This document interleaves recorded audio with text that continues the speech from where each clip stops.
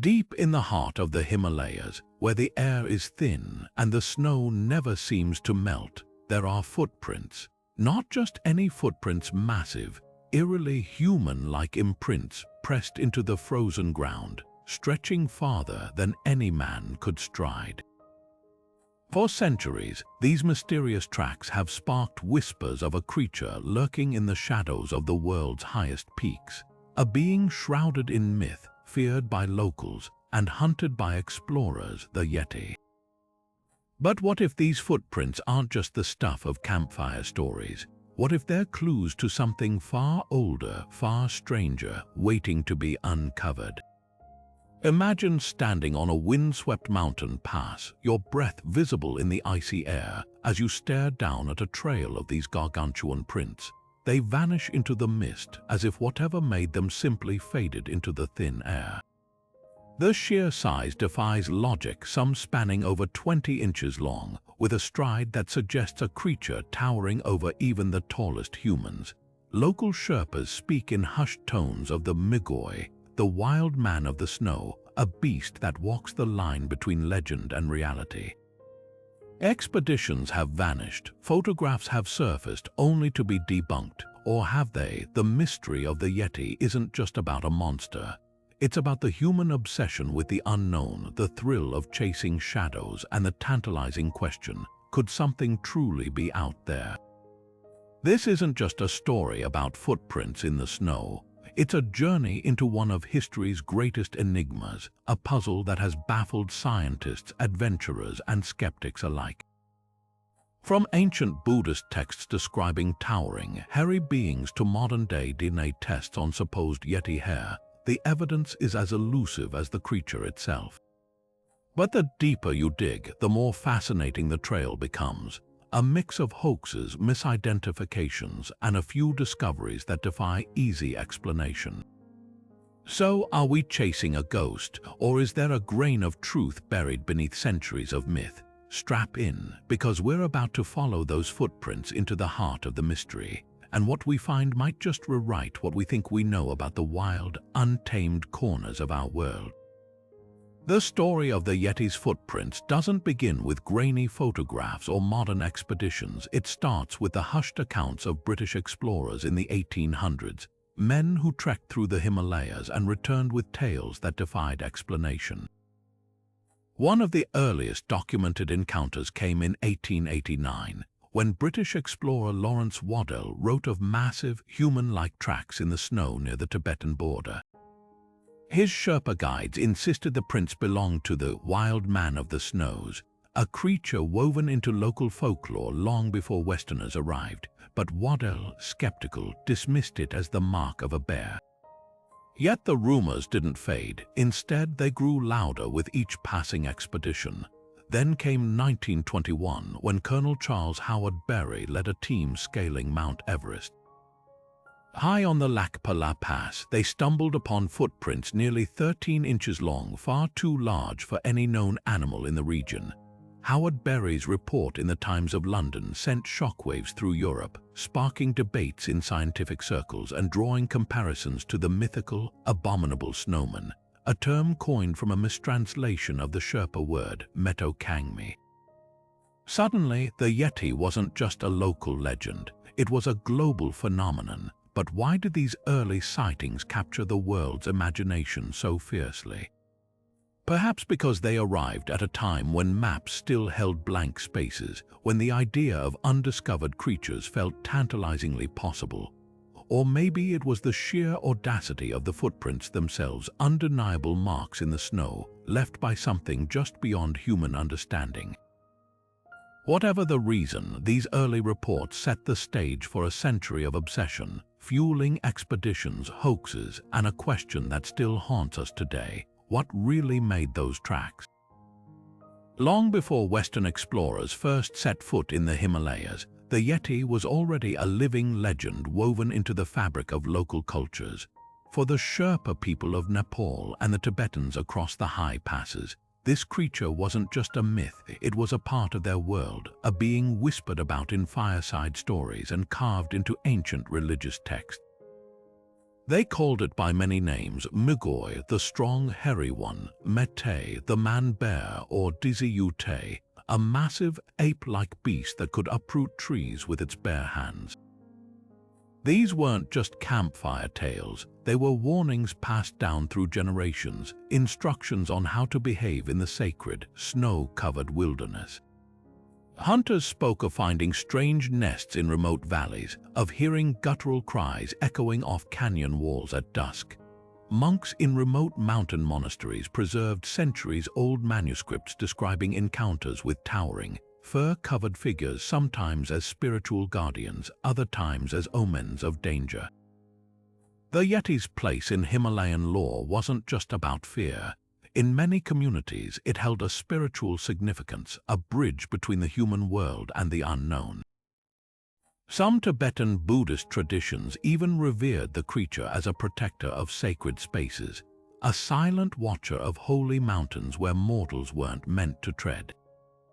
Old folk songs describe how offering food or prayer to the Yeti could bring good fortune, while disrespecting its territory might invite disaster. These stories weren't merely superstition, they reflected a deep understanding of the fragile balance between humans and the untamed wilderness. When Westerners first arrived armed with cameras and measuring tapes, they often dismissed these accounts as primitive folklore. But what if the locals weren't just imagining things? What if their stories held fragments of truth, observations honed over centuries of living in the shadow of these peaks? The most chilling tales often came from herders and traders who ventured into the highest, most isolated valleys.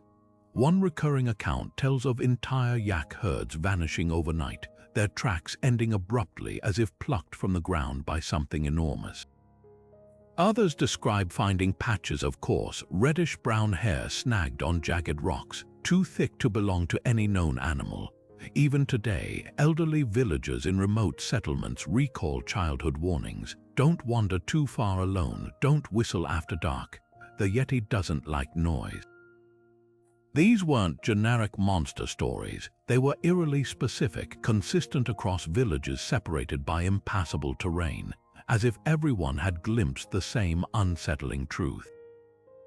When early explorers like Eric Shipton photographed those famous giant footprints in 1951, the Sherpas guiding him didn't gasp in surprise.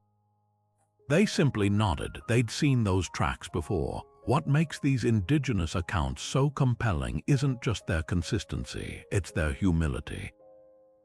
Unlike sensationalized Western headlines about abominable snowmen, Himalayan folklore often portrays the Yeti as neither fully beast nor demon, but as another being sharing the mountains.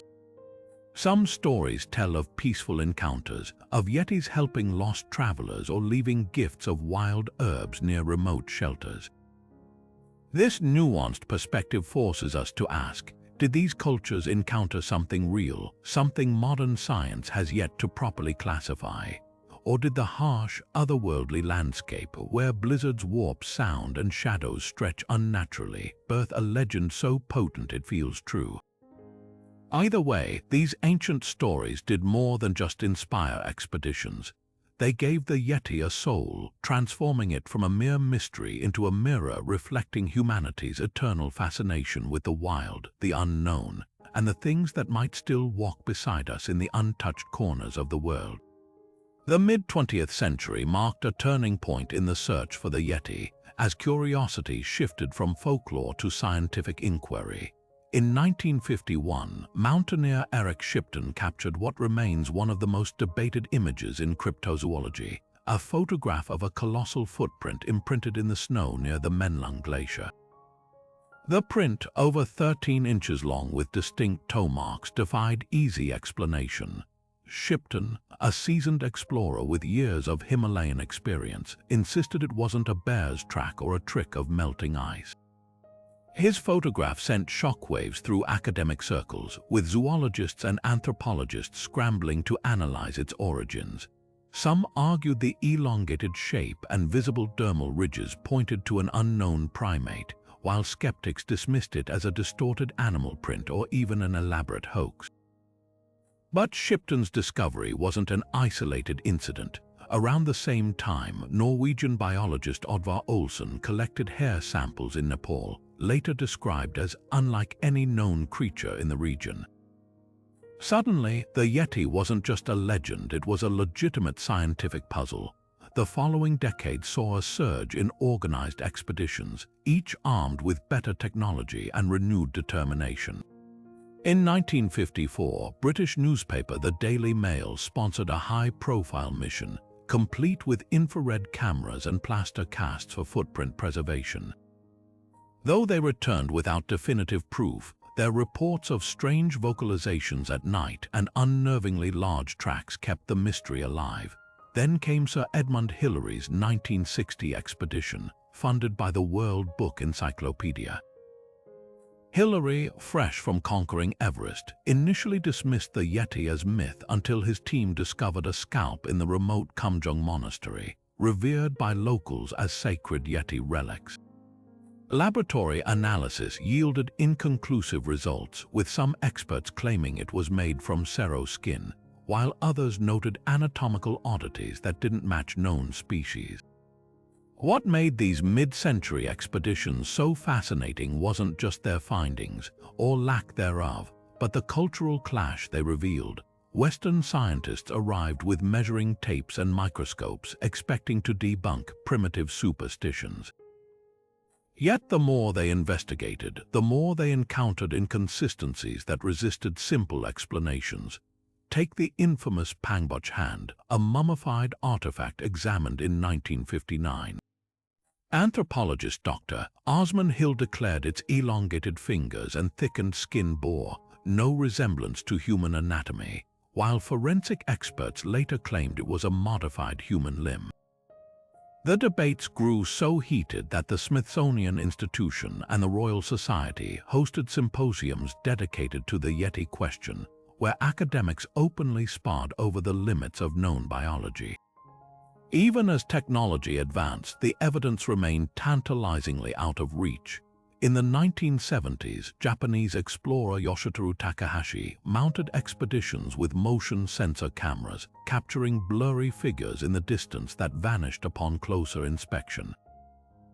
Decades later, DNA testing on supposed Yeti hair samples from museums and monasteries yielded mixed results. Some matched known bears, while others showed genetic anomalies that puzzled researchers. The scientific community's frustration was palpable. How could something leave such abundant traces, footprints, hair, even feces, yet evade classification? Some theorized the Yeti might represent a relic population of Gigantopithecus, an extinct giant ape whose fossils were found in Asia. Others proposed a new subspecies of bear adapted to high altitudes. But without a carcass or clear photograph, the discussions remained stuck in speculation. What these expeditions ultimately proved wasn't the existence of a snow monster, but something far more profound: the human mind's remarkable ability to project meaning onto the unknown. The Yeti became a canvas for our deepest fears and fascinations, a symbol of nature's last mysteries in an increasingly mapped world. The footprints, whether made by an undiscovered primate or a misidentified bear, forced science to confront its own limitations. After all, if something so large could evade detection in the age of satellites and DNA sequencing, what else might be hiding in the shadows? The search didn't just produce inconclusive plaster casts. It revealed how desperately we want to believe that even in our modern era, wilderness can still hold secrets. For all the tantalizing evidence surrounding the Yeti, the trail is littered with deliberate deceptions that have turned serious research into a spectacle. One of the most infamous hoaxes unfolded in 1969, when two American mountaineers claimed to have stumbled upon fresh tracks near the Khumbu Glacier. They followed the prints to a secluded cave only to reveal they'd created them using carved wooden feet strapped to their boots, a prank meant to mock what they called Yeti mania. Their stunt made global headlines, but the damage went deeper than laughter. Suddenly, every genuine footprint became suspect, every blurry photograph dismissed as another fraud. The line between myth and manipulation had blurred beyond repair. Then there was the case of the Snow Walker film from 1974, a shaky, grainy reel purportedly showing a hairy bipedal creature lumbering through a Nepalese blizzard. For years, it fueled speculation until a disgruntled crew member confessed that Yeti was a local villager in a custom-made suit, paid to stomp through the snow for the camera.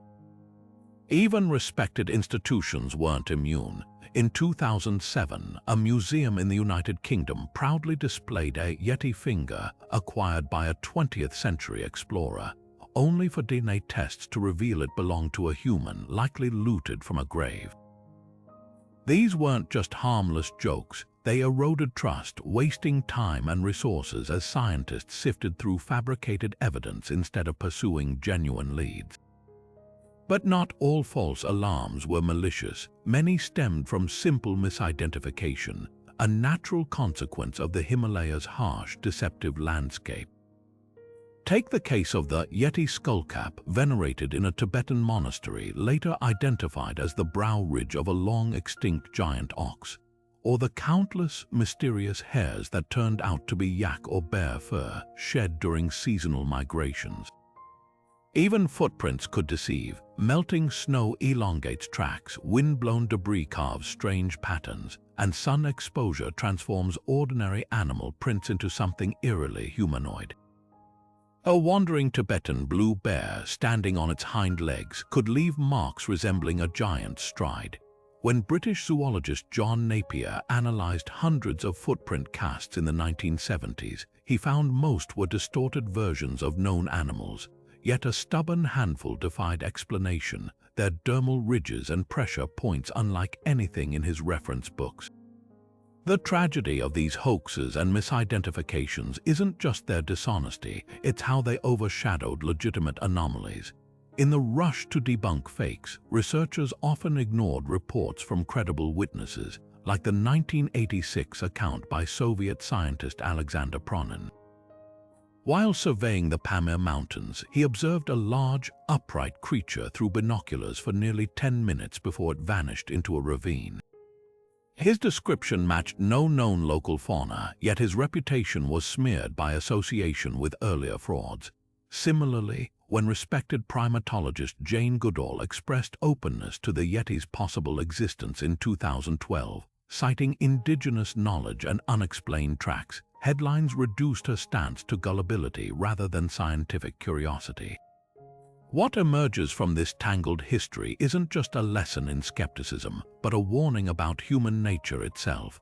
The Yeti myth thrives in the space between what we know and what we fear, or hope might still be out there. Hoaxers exploit that yearning, while overeager believers cling to any shred of proof. Yet buried beneath the noise are those rare, unclassifiable traces that resist easy dismissal. The footprint with non-human weight distribution, the vocalization matching no known animal's cry. These outliers remind us that even in an age of satellites and DNA, the high Himalayas remain one of Earth's last great enigmas. The question isn't just whether the Yeti exists, but whether we've become too jaded to recognize real mystery when it stares back at us from the snow. Could those legendary Yeti footprints simply belong to bears wandering the high Himalayas? At first glance, the idea seems too mundane to explain centuries of mystery, but wildlife experts have uncovered surprising connections. The Himalayan brown bear, known scientifically as Ursus arctos isabellinus, stands as one of the region's largest land mammals, with males reaching over 7 feet tall when standing on their hind legs. Their tracks, especially in melting snow or wind-blown terrain, can stretch beyond 12 inches long, eerily resembling the oversized humanoid prints attributed to the Yeti. When renowned tracker Dr. John Bindernagel compared plaster casts of Yeti footprints to known bear tracks in the 1990s, he found striking overlaps in stride length and claw marks. Even the distinctive double toe, sometimes reported in Yeti prints, a feature that fueled speculation of an unknown primate, matches the way a bear's inner toe can press deeper into soft snow, creating the illusion of a second impression. But why would locals mistake a bear for something more sinister? the answer lies in behavior as much as anatomy. Unlike their lowland cousins, Himalayan brown bears have adapted to rugged, high-altitude environments, often walking upright for extended periods to navigate steep slopes or peer over rocky outcrops. German zoologist Dr. Reinhold Messner, who spent years investigating Yeti claims after his own eerie encounter in Tibet, documented multiple instances where bears stood bipedally for minutes at a time, their silhouettes against the mist appearing unnervingly human. Add to this the bear's thick, reddish-brown pelts, which can appear almost shaggy when matted with snow, and it's easy to see how a startled observer might describe something more mythic. The bear theory gains further credibility when examining historical accounts. Many early Western explorers unfamiliar with Himalayan wildlife dismissed Sherpa warnings about man-bears as superstition. Yet indigenous communities had nuanced terms for different types of Yeti, some clearly referencing bears. The Tibetan Dziyute, often translated as cattle bear, matches descriptions of brown bears known to attack livestock. Even the infamous 1951 Eric Shipton footprint photo, long held up as definitive Yeti evidence, bears claw marks consistent with a bear's gait, details overlooked in initial excitement. Modern expeditions using trail cameras have captured brown bears traversing glaciers in ways that perfectly replicate classic Yeti sighting scenarios. Distant, upright figures moving through fog, leaving trails of massive, ambiguous prints. Critics argue that not all Yeti reports can be dismissed as bare misidentifications. Some footprint casts show toe arrangements unlike any known ursine species, with a more human-like hallux big toe and absent claws. Others point to the speed of certain alleged Yeti movements. Bears, while capable of bursts of speed, rarely sustain the loping, steady gait described by some eyewitnesses. Then there's the matter of vocalizations. Recordings from remote valleys include guttural cries that don't match bear vocal repertoires. Wildlife biologist Dr. Charlotte Lindqvist, who conducted extensive DNA analysis on purported Yeti samples, acknowledges this gray area. While most Yeti hair matches bears or other known fauna, she notes, the Himalayas harbor genetic diversity we're still cataloging. Evolution works strangely in isolation, especially at altitude. Perhaps the most compelling twist comes from paleontology. Fossil records show that a massive, now extinct bear called the short-faced bear once roamed Asia, with some specimens surpassing 11 feet tall. Though officially vanished millennia ago, isolated populations could have persisted in the Himalayas' vast, unmapped valleys. A scenario that would explain both the outsized tracks and indigenous legends of giants. Until concrete evidence emerges, the bear hypothesis remains the most scientifically grounded explanation for the majority of Yeti encounters. But as veteran tracker Dr. Jeff Meldrum cautions, nature always has outliers. Ruling out every anomalous print as just a bear risks ignoring the very discoveries that expand our understanding. Whether the Yeti is a misidentified bear, a relic species, or pure myth, one truth endures: the Himalayas still guard their secrets fiercely. Snow leopards, the elusive ghosts of the high Himalayas, might hold another piece of the Yeti puzzle. These masterfully camouflaged predators leave tracks that, under the right conditions, transform into something far more mysterious. A snow leopard's paw is broad, up to 5 inches wide, designed to distribute its weight across deep snow. But when the sun softens the icy crust, those prints can elongate dramatically, the edges melting outward to create impressions nearly double their original size. Wind plays tricks too, sculpting ridges between the toes until the mark resembles a crude, oversized human foot. Veteran tracker and wildlife biologist Dr. Darla Hillard documented this phenomenon in the 1980s while studying snow leopards in Nepal. One morning, we found what looked like a line of giant human footprints, she recalled. By afternoon, as temperatures rose, they'd morphed back into clearly feline tracks, the same prints we'd seen 100 times before. The distortion doesn't stop at size. Snow leopards often traverse steep terrain in a direct register gait, placing their hind paws precisely where their front paws landed. This creates stacked impressions that, when partially melted, can appear as a single, elongated print with strange, double-lobed features, almost like a misshapen human foot with an extra toe. Add fresh snowfall partially filling the tracks, and suddenly you have a trail of footprints spaced at improbable intervals, as if left by a bounding giant. British mountaineer Don Willans witnessed this firsthand in 1970 while camping near Annapurna. He and his team awoke to a line of massive, rounded depressions leading to their supplies. "We were convinced we'd had a Yeti visitor," Willans later wrote, "but when the sun hit the tracks, the truth emerged. A snow leopard investigating their food cache, its paw prints distorted by overnight freeze-thaw cycles." Beyond physics, there's psychology at work. The human brain is wired to seek familiar patterns, a survival trait called pareidolia. In the vast, featureless whiteness of a glacier, a series of melted feline tracks can trick even experienced observers into seeing something more humanoid. This effect intensifies at high altitudes where oxygen deprivation impairs judgment. Renowned Sherpa guide Apa Sherpa, who summited Everest 21 times, recounted multiple instances where clients swore they'd seen Yeti prints, only for him to recognize the telltale signs of snow leopard activity. "Foreigners expect the Yeti to look one way," he explained, "but the mountains deceive you, shadows lie, snow whispers." Some of the most compelling Yeti footprint photos ever taken actually support the snow leopard theory. The 1973 Sogra Glacier prints, for instance, show elongated marks with faint claw indentations consistent with a big cat's partially retractable claws dragging through slushy snow. Similarly, the famed Dolagiri sequence, a line of 15-inch prints photographed in 1967, exhibits the asymmetrical depth distribution typical of a quadruped's gait, not a biped's even weight placement.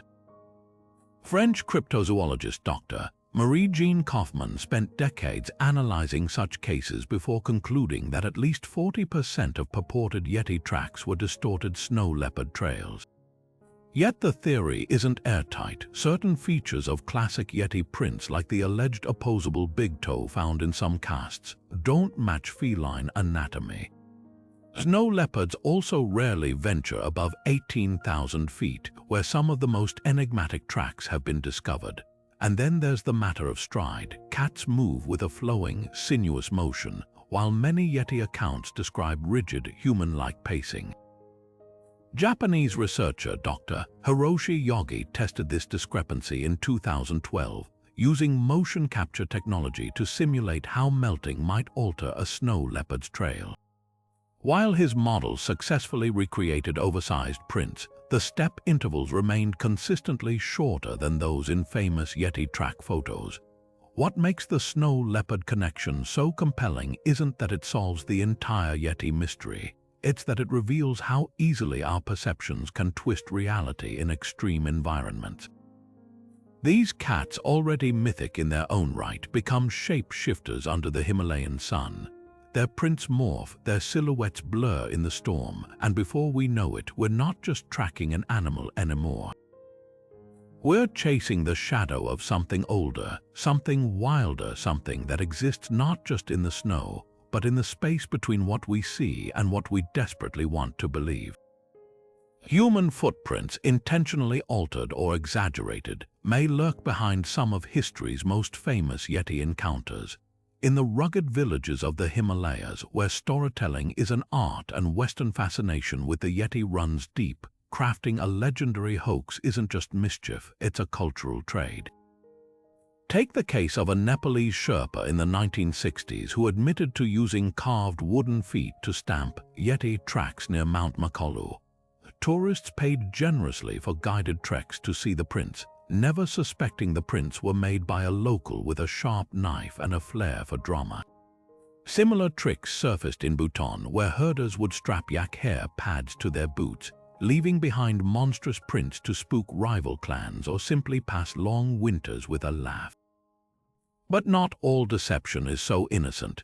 In the 1980s, a German journalist investigating Yeti rumors in Sikkim discovered a cottage industry guide selling authentic Yeti hair that turned out to be dyed goat fur, and monks charging pilgrims to see sacred relics crafted from papier-mâché and animal bones. The most brazen stunt came in 2008, when two Russian backpackers posted a video of a shaggy figure darting between Himalayan boulders, later revealed to be a friend in a rented gorilla costume. These hoaxes weren't just pranks, they weaponized the West's obsession, turning myth into a commodity. Yet some human-made prints defy easy dismissal. In 1977, a team of Japanese researchers documented a trail of 16-inch footprints near the Langtang Valley, too perfectly spaced for natural strides. Their local porter eventually confessed to leaping between rocks with outstretched feet, mimicking a bounding creature. But here's the twist: the porter had no idea what a Yeti was.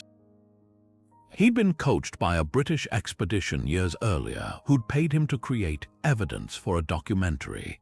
This revelation exposed a darker truth. Outsiders weren't just falling for hoaxes, they were commissioning them, perpetuating a cycle where local ingenuity met foreign gullibility. Even seasoned explorers weren't immune. Sir Edmund Hillary himself nearly fell victim in 1960 when his team found a set of tracks leading to a cliff's edge, only to realize their own Sherpa team had fabricated them as a test. They wanted to see if we'd jump to wild conclusions, Hillary later wrote, and we did. The psychology behind these deceptions is as fascinating as the hoaxes themselves. For some villagers, crafting Yeti signs was rebellion against outsiders who dismissed their culture as primitive. For others, it was survival, a way to profit from expeditions that disrupted their land. And occasionally, it was just sport. A retired Gurkha soldier once described how his unit would compete to create the most convincing prints during snow patrols, using everything from modified boots to heated metal rods that melted exaggerated shapes into the ice. The legacy of these human tricks isn't merely a catalogue of frauds. It's a mirror reflecting our desperation to believe. When Polish climber Andrzej Zawada presented a set of Yeti footprints at a 1980 scientific conference, experts initially declared them the most compelling evidence yet, until Zawada revealed they were made by pressing a medieval iron boot last into the snow. The room's disappointment was palpable. We don't just want the Yeti to exist, we need it to, as proof that wilderness can still outwit science. Every faked footprint, then, isn't just a lie, it's a paradox. They're born from the same impulse that drives genuine exploration, the hunger for mystery in a world that feels increasingly mapped. The real enigma isn't who crafted these prints, but why we're so willing to believe. At extreme elevations, where the air thins and temperatures swing violently between freeze and thaw, the very ground becomes an illusionist. The Himalayas transform ordinary animal tracks into spectral imprints that baffle even seasoned trackers. Take the phenomenon of sun cups, shallow depressions carved by sunlight hitting snow at oblique angles. As the day progresses, these natural basins deepen, distorting nearby paw prints into elongated streaks that resemble giant splayed feet. British glaciologist Charles Houston observed this firsthand in 1953 near Kanchenjunga, where a set of clear leopard tracks morphed over 12 hours into a trail of unmistakable humanoid impressions, complete with what appeared to be arch marks. The process is eerily precise. Solar radiation softens the snow's crystalline structure unevenly, with darker debris particles absorbing more heat. This creates micro-melting patterns that exaggerate toe shapes, widen pads into sole-like contours, and most strikingly, stretch the overall print length by up to 40%. Wind acts as nature's second sculptor in these high-altitude theaters. Katabatic gusts racing down glacial valleys at 80 miles per hour don't just erase tracks, they remodel them. A study by Nepalese meteorologist Dr. Ang Kame in 2018 demonstrated how prevailing winds at 18,000 feet can sandblast the edges of a bear's footprint, smoothing out claws and rounding the heel until it mirrors a bare human foot. More bizarre yet is the shadow effect, where snow accumulates differentially around a track's windward side. This builds up ridges that, when viewed from certain angles, create the illusion of dermal ridges or even toe knuckles, features frequently cited as proof of Yeti prints' human-like authenticity. French alpinist Elisabeth Reval documented this deception during a 2012 solo climb on Annapurna's north face. What initially appeared to be a line of fresh 15-inch Yeti tracks revealing clear toe articulation, transformed by midday into ordinary wolf prints once sunlight revealed the wind-deposited snow ridges that had artificially enhanced their shape. Then there's the ice itself, an active participant in the deception. Glacier movement generates bizarre acoustic and visual phenomena that compound the tracking mystery. Crevasse fields produce low-frequency vibrations capable of making loose snow dance, rearranging footprints into chaotic patterns.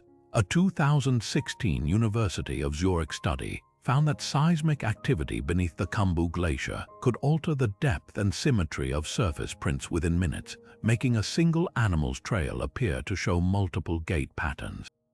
Sherpa elders have long warned about singing snow, areas where buried ice lenses refract light to make tracks glow faintly blue, a phenomenon that, when combined with altitude sickness, has led more than one expedition to report glowing Yeti footprints. The most infamous case occurred in 1979, when a Japanese team abandoned their campsite after photographing luminescent tracks that later proved to be sun-bleached ibex prints overlying radioactive mineral deposits. These natural distortion mechanisms don't just create false Yeti evidence, they amplify the psychological factors at play. Hypoxia impairs judgment above 18,000 feet, with studies showing altitude can reduce visual processing speed by 30%. Austrian psychologist Dr. Heinrich Harrer noted in his 1959 memoir that climbers on Everest's South Col frequently misidentified their own backtracked footprints as parallel Yeti trails, a phenomenon he attributed to oxygen deprivation altering depth perception. When you combine these physiological effects with pareidolia, the brain's tendency to impose familiar patterns on ambiguous shapes, the stage is set for profound misidentification. Swiss researcher Dr. Claude Ledoux demonstrated this in a 2008 simulation, showing climbers footage of distorted bear tracks at simulated high altitude. 60% insisted they saw human-like features, with several adamant they could discern toenails and arch contours that didn't exist. What emerges from this interplay of physics and perception isn't just an explanation for some Yeti sightings, it's a humbling lesson in how even the most rational minds can be deceived by nature's stagecraft.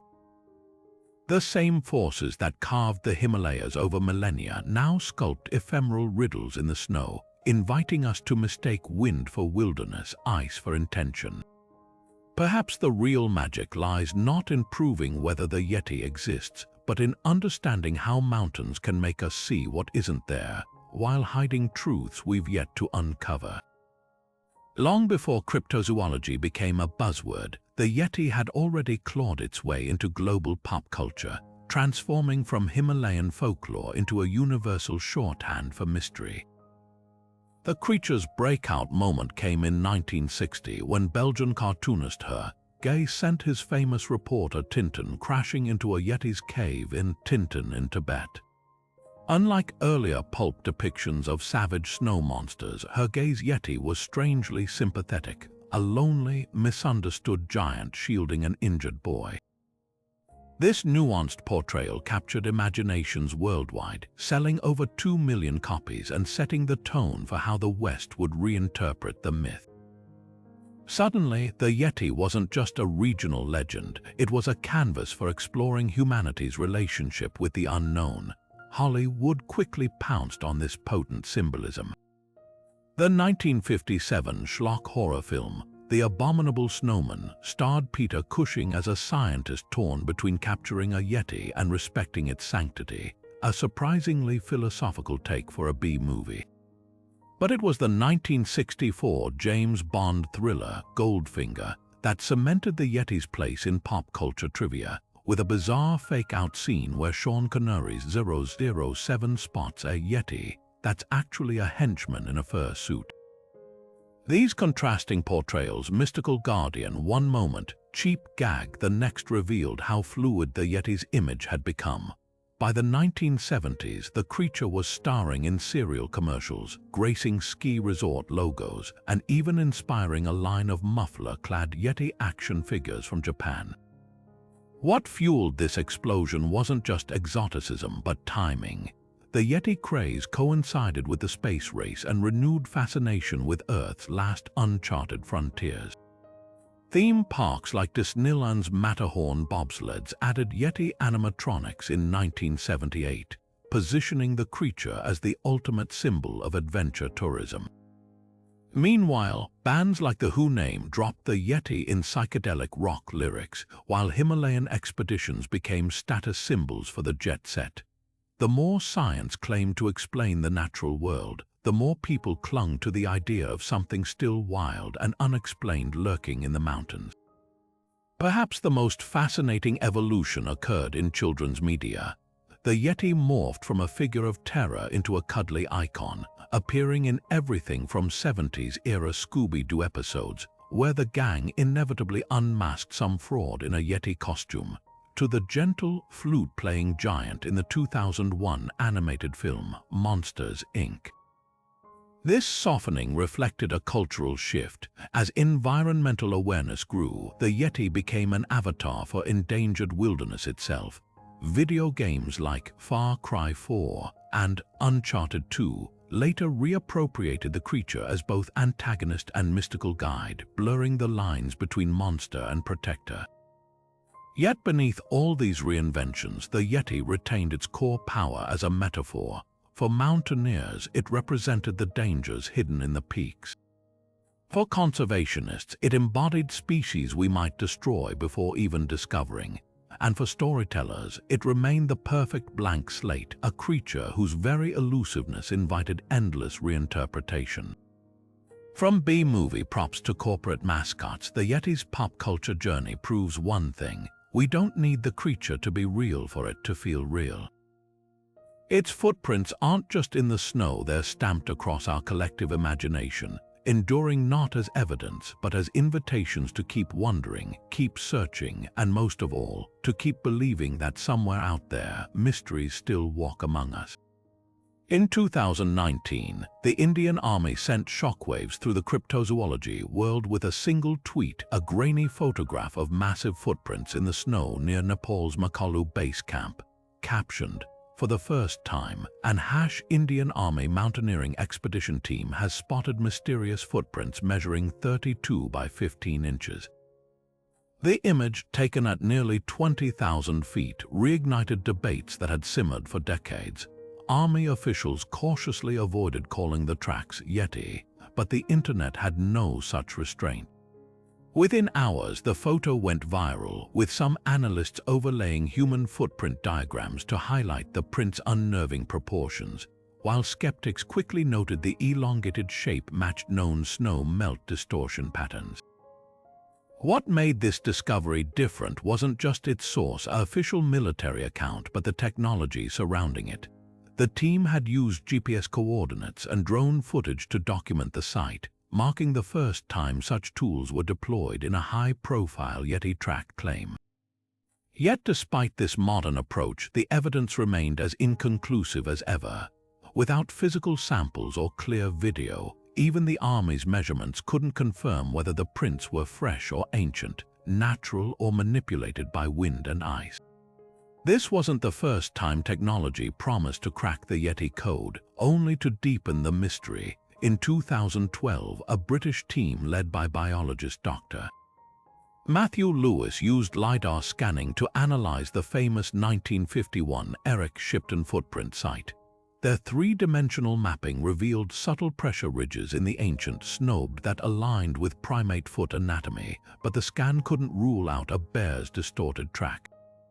More recently, in 2021, geneticist Dr. Christina Tyler applied forensic soil analysis to Yeti hair samples collected from Tibetan monasteries. Her mass spectrometry tests detected trace minerals unique to high-altitude caves, yet the DNA still pointed to known bear species. These high-tech investigations share a frustrating pattern. They eliminate possibilities without delivering definitive answers. As Oxford geneticist Dr. Brian Sykes remarked after his own 2014 Yeti DNA study, "We're not finding monsters, we're finding how little we still know about the natural world." Perhaps the most revealing modern discovery came not from the Himalayas but a museum storage room. In 2016, Polish researcher Dr. Lena Stasiewicz rediscovered forgotten plaster casts from a 1960 Soviet expedition in the Pamirs. Using microscopic imaging, she identified keratin fiber impressions in the plaster, consistent with coarse hair, and pressure patterns suggesting a bipedal gait. But the real breakthrough came when she compared the casts to known species tracks. One print in particular, nicknamed Pamir Specimen 6, displayed a weight distribution unlike any local fauna, heavier on the medial edge, as if the creature favored one side when walking. Primatologists noted this resembled injuries seen in great apes with hip dysplasia, while bear experts countered that arthritic ursids could leave similar marks. The debate highlighted a paradox. Our tools have grown sophisticated enough to detect anomalies, but not to explain them. Social media's role in the Yeti saga adds another layer of complexity. When Russian climber Alexei Tishkin posted thermal drone footage of a large bipedal figure near Kanchenjunga in 2023, the video amassed 8 million views before forensic video analysts could weigh in. Their verdict, pixelation and distance, made the subject unidentifiable, but not before Yeti merchandise sales spiked across Asia. This cycle, dubious evidence amplified by technology, has plagued serious researchers. As Himalayan anthropologist Dr. Priya Desai observes, every smartphone Yeti photo sets back legitimate inquiry by years. People forget that blurriness isn't mystery, it's just bad photography. Yet buried beneath the noise are glimmers of progress. In 2020, Nepalese scientists partnered with Cambridge University to deploy motion-activated cameras along Yeti sighting corridors. Instead of hunting for monsters, they documented previously unrecorded wildlife behaviors, including bears walking upright for astonishing distances. Meanwhile, advances in isotopic analysis now allow researchers to date hair samples within 5 years, eliminating decades-old mystery specimens. The greatest legacy of these modern investigations might not be proving the Yeti's existence, but revealing how much we've underestimated the Himalayas' biodiversity. As one Sherpa elder told researchers, "You foreigners keep looking for one Yeti, but the mountains hide hundreds of secrets. From army tweets to DNA sequencers, our tools keep evolving, yet the snow still holds its silence." Modern science has brought us closer than ever to solving the Yeti mystery, not with grainy photos or footprint casts, but through the silent testimony of DNA. Over the past 2 decades, laboratories worldwide have analyzed dozens of alleged Yeti hair and scat samples, peeling back layers of myth with microscopic precision. The results: most samples tell a surprisingly ordinary story. A 2017 study by Dr. Linnaeus at the University of Copenhagen examined 37 Yeti specimens from museum collections and private expeditions.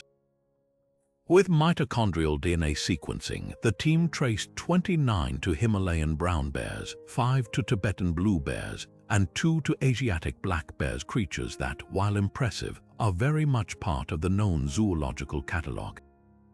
Even the infamous Pangboch Yeti scalp, revered for generations in a Nepalese monastery, turned out to be fashioned from the skin of a serow, a goat-like antelope. For skeptics, this seemed like case closed, another legend debunked by cold, hard genetics. Yet science, like the Yeti itself, refuses to be so easily pinned down. Among those 37 samples, 2 defied classification. Their genetic markers didn't match any known bear species or regional fauna. Dr. Linnaeus described them as anomalous ursine sequences, showing enough similarity to suggest a bear lineage, but with mutations unseen in modern populations. One theory points to a relic population of Pleistocene-era bears, possibly a subspecies of the extinct giant short-faced bear that adapted to high altitudes.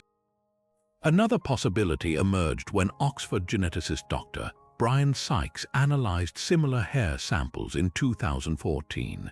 While most matched known animals, 2 specimens from the Bhutanese and Ladakhi Himalayas showed an unexpected link. Their DNA aligned with a 40,000-year-old polar bear jawbone found in Norway. Could an ancient polar bear cousin have survived in the high Himalayas, or was this simply contamination or degradation of more recent samples? The scientific community remains divided, but the outliers linger like stubborn footnotes in the Yeti dossier. The plot thickened further when French biologist Dr. François Raubinet tested scat samples collected near the Makolu-Baron Valley in 2020. While most contained bear DNA, one sample contained unidentified plant matter and a parasitic worm species previously unrecorded in the region. It's not just about finding Yeti DNA, Raubinet explained. It's about reconstructing an entire unknown ecology. The implications are tantalizing. If an undiscovered omnivore exists in the Himalayas, its diet, and therefore its role in the ecosystem, would leave traces beyond just hair and footprints. Yet even these breadcrumbs lead to more questions. The worm species could represent a new variant of a known parasite, and the plant matter might simply reflect incomplete botanical records from these remote areas. What makes these genetic mysteries so compelling isn't just their ambiguity, it's how they expose gaps in our understanding of Himalayan biodiversity. When researchers from the Beijing Genomics Institute conducted a 2019 survey of high-altitude fauna, they discovered 16 previously undocumented mammal species, mostly small rodents and bats. If such discoveries continue, could larger creatures still evade detection? Dr. Sykes puts it bluntly, we've sequenced less than 5% of the Himalayas' animal DNA. Declaring the Yeti debunked based on current data is like saying we've explored the ocean because we've tested a few cups of seawater. The most fascinating twist came in 2022 when a team at the University of Arizona applied forensic proteomics, a technique analyzing protein fragments instead of DNA, to a strand of hair from a 19th century Yeti artifact. The results showed degraded bear proteins, but with an amino acid sequence suggesting an unusually high muscle density compared to modern bears. Could this hint at an isolated population evolving unique adaptations? Or is it simply the distortion of time on fragile biological material? Like the blurred edges of a melting footprint, the answers remain just out of focus. For every genetic study that dismisses the Yeti as misidentified fauna, another leaves a door cracked open, not for monsters but for the possibility that in Earth's highest, least explored wilderness, evolution might still hold a few surprises. For generations, Sherpa elders have passed down stories that no camera could capture, accounts whispered in the flickering light of yak butter lamps, where the line between memory and myth blurs into something deeper. Take Angrita, a veteran guide from Namche Bazaar who recalls his first encounter at age 14, tracking lost goats through a high valley. The snow was fresh, he says, fingers tracing the air to demonstrate the tracks he found, prints twice the length of his hand, leading to a smashed juniper groove where something had ripped branches 8 feet off the ground. No bear stands that tall, insists Rita, now in his 70s. His certainty carries weight. He's led over 100 expeditions through these mountains, earning the nickname Snow Leopard for his tracking skills. Yet even he admits the creature he glimpsed that day, a hulking silhouette moving through the mist, defied anything in his encyclopedic knowledge of Himalayan fauna. Further west in Dolpo, herder Lakpa Dolma describes a different kind of encounter. One winter morning, she found her family's stone grain storage hut demolished, not broken into, but seemingly shoved over from the outside. The walls were 2 feet thick, she emphasizes, pointing to the rebuilt structure's foundations. Scattered in the snow were footprints with a distinctive gait, long strides with one foot slightly turned outward, a detail rarely mentioned in Western Yeti reports but echoed in multiple Sherpa accounts. What chills Dolma most wasn't the destruction, but the shrill, reverberating cry she heard just before dawn, a sound she compares to a woman screaming through a hollow tree. University of Kathmandu ethnomusicologists who analyzed her description suggested aligns with no known animal vocalization in the region, not even the mating calls of snow leopards or Himalayan wolves. Not all testimonies lean toward the supernatural. Veteran climbing guide Pemba Tashi laughs when asked about his Yeti sighting near Everest's Khumbu icefall in 1998. Turned out to be a Tibetan blue bear standing on a rock, he admits, but even skeptics like Tashi acknowledge recurring patterns in local reports that resist easy dismissal. The width between the eyes of described creatures, for instance, consistently reported as broader than a bear's face, or the way many accounts mention an overpowering musk like wet fur mixed with rotting leaves. These sensory details persist across generations, threading through stories from pre-colonial times to modern trekking guides' anecdotes. Some of the most compelling accounts come from those who have spent lifetimes in these mountains. 86-year-old monastery keeper Tens in Norbu guards a relic he believes holds the answer, a 1940s ledger where his predecessor documented seasonal Yeti migrations. Here, he says, pointing to faded entries that note increased activity near certain passes during the autumn full moon. Modern researchers initially dismissed the ledger as folklore, until glaciologists discovered the described routes align with ancient paths still used by Himalayan black bears today. This overlap between observed animal behavior and legend hints at how indigenous knowledge might encode ecological wisdom Western science is only beginning to decode. The human cost of these beliefs surfaces in unexpected ways. Young Sherpa guide Mingma Ch Hiring recalls turning down a lucrative British expedition in 2016 when they demanded he fabricate Yeti evidence. They offered $5,000 for fake footprints, he says, shaking his head. But these mountains feed our children, we don't sell lies. His defiance underscores a cultural tension. Where outsiders see a monster hunt, many Sherpas view the Yeti as part of a sacred trust. When American reality TV crews pressured villagers to stage sightings in 2012, elders in Thame performed a purification ritual, apologizing to the mountains for the disrespect. Perhaps the most haunting testimony comes from a retired Gurkha soldier who wishes only to be called Dawa. On patrol near the Nangpa La Pass in 1987, his unit followed a trail of blood in the snow, not droplets but great smears, as if something wounded had dragged itself uphill. The tracks abruptly vanished at a cliff edge. We were trained to track humans and animals, Dawa murmurs. This was neither. He won't speculate further, but his tight grip on the old rifle across his knees speaks volumes. These aren't ghost stories around a fire, they're lived experiences from people who navigate the world's harshest terrain daily.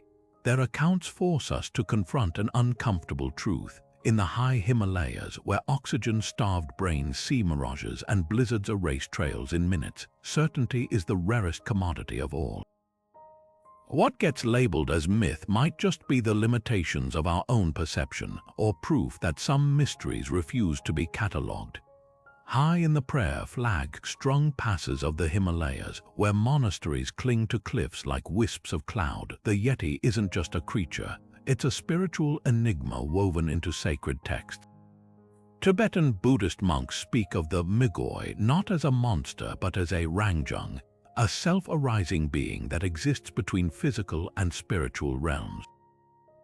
Ancient manuscripts in Mustang's cliffside libraries describe encounters with towering, fur-clad figures that vanish into mist, interpreted by some lamas as manifestations of protective mountain deities testing pilgrims' resolve. One 19th-century Thangka painting hidden in a Sikkim monastery even depicts a meditating Yeti, its massive hands folded in mudra, surrounded by an aura of swirling snow, a visual paradox blending the fearsome with the enlightened. Hindu traditions of the lower valleys tell a different story. In Uttarakhand's village temples, the Rakshas banner appears in folk plays as a forest demon cursed by Lord Shiva to wander the peaks. Local priests still perform an annual Yeti puja near Nanda Devi, offering barley and milk to appease what they believe is a wrathful remnant of an ancient race. But this isn't mere superstition. The ritual coincides with the autumn migration of Himalayan black bears, suggesting an intricate ecological awareness masked as mythology. Scholar Dr. Arjun Adhikari's translation of a 16th-century Nepalese palm leaf manuscript reveals startling precision. Directions to avoid the snowman's path when the juniper berries ripen. Advice that modern biologists confirm aligns with bear feeding patterns. The Yeti's duality emerges most powerfully in Bon, Tibet's pre-Buddhist religion. Bonpo shamans regard the creature as a Yol La, a territorial spirit embodying the raw, untamable essence of the mountains. During certain ceremonies, practitioners don shaggy white costumes and stomp in ritual dances said to mimic the Yeti's gait, not to mock the creature but to channel its primal energy.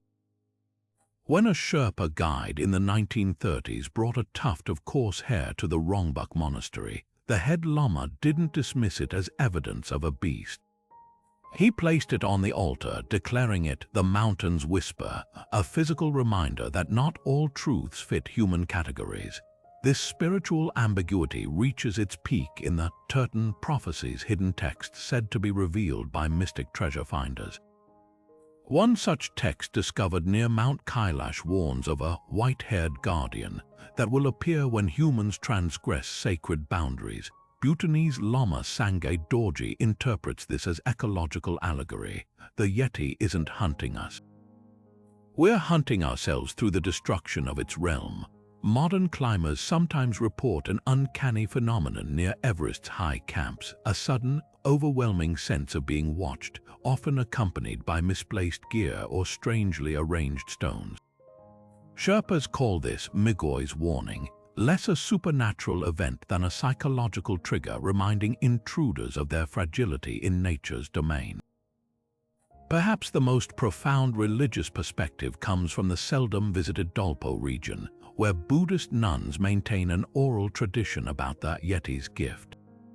Their stories tell of lost travelers guided to safety by invisible hands during blizzards, or of medicinal herbs appearing miraculously at shelters after sightings. Unlike Western narratives that frame the creature as either threat or quarry, these accounts paint it as a mirror rewarding reverence with protection, punishing arrogance with disorientation. When a French trekker in 2014 claimed a Yeti saved him from an avalanche by roaring a warning, scientists dismissed it as auditory hallucination caused by shifting ice. The nuns of Shea Gampa had a different take. The mountains speak in many tongues, only the proud think they know them all. These spiritual interpretations don't just add layers to the Yeti myth, they challenge the very way we categorize mystery. In a world hungry for definitive answers, the Himalayas offer something richer, a reminder that some truths exist not in evidence but in the space between faith and observation. Whether viewed as divine messenger, ecological symbol, or psychological archetype, the Yeti endures not because it hides from science, but because it represents something science cannot measure: the human need for wonder in an age where even the highest peaks have been mapped. As the old Sherpa saying goes, the snow knows no footprints. Perhaps some mysteries aren't meant to be solved, only respected. While explorers and scientists debate the Yeti's existence, the governments of Nepal and Bhutan have made their stance remarkably clear, not by dismissing the legend but by enshrining it in law. In 1957, Nepal's Ministry of Forest and Soil Conservation took the extraordinary step of formally classifying the Yeti as a protected species, making it illegal to hunt or harm the creature. The penalty, a hefty fine and up to 10 years in prison. This wasn't just bureaucratic curiosity, it was a profound acknowledgement of the myth's cultural weight. The law, still on the books today, doesn't hinge on biological proof. Instead, it honors indigenous belief systems that view the Himalayas as a living, sacred landscape where even hypothetical beings deserve reverence. Bhutan took the concept further in the 1980s, weaving the Yeti into its national identity. The kingdom's tourism board began promoting Yeti trails, guided treks through remote valleys where sightings were historically reported. But the real masterstroke came in 2001, when Bhutanese officials declared the Yeti the official national symbol for wilderness conservation. Stamps, posters, and even airport murals featured the creature alongside slogans like "Protect Our Shared Mountains." The message was ingenious. By linking the Yeti to environmental stewardship, Bhutan transformed a campfire tale into a rallying cry for preserving its fragile ecosystems. Tourists flocked not just to glimpse a monster, but to witness the landscapes that might harbor it. The economic impact of this myth management is staggering. Nepal's Sagarmatha National Park, home to Everest, saw a 30% increase in visitors after introducing Yeti-themed permits in 2012. Trekkers pay premium fees for Yeti habitat exploration certificates, complete with wax seals depicting the creature's silhouette. Local guides have capitalized too, offering Yeti spotting packages complete with nighttime thermal imaging tours. Some villages, like Kumjong near Everest Base Camp, display Yeti scalps in glass cases, carefully maintained relics that draw crowds despite scientists debunking them as animal hides.